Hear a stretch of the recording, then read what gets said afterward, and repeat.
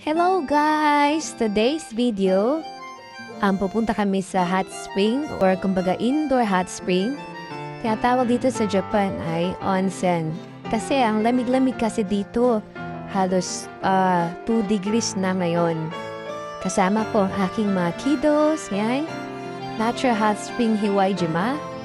From bahay namin guys, by train na yata mga 30 minutes. Yan, papasok kami.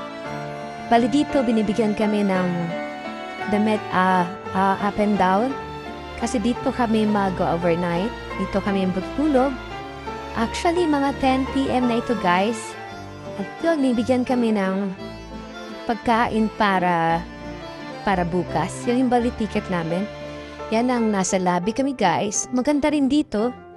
Kasi pwede kang kumain. After naming onsen, yan, papasok kami sa ladies.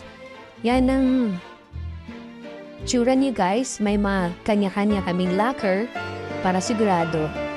Then pupunta na kami sa lunch namin, doon sa room.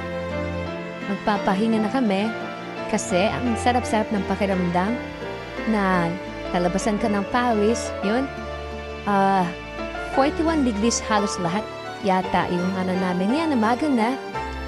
Yan ang pagkain namin guys. Ang ganda ng aming pagtulog. Ang sarap-sarap ng pagkain din. May hindi ka lang, Japanese or American. Magbabayad na kami guys. Natapos na kami ang bihis. Hindi naman ganito ka mahal dito. Sakto lang, affordable sa family. And guys, ang sarap ng feelings ko. Uwi na kami. Bye guys! Hanggang sa muli!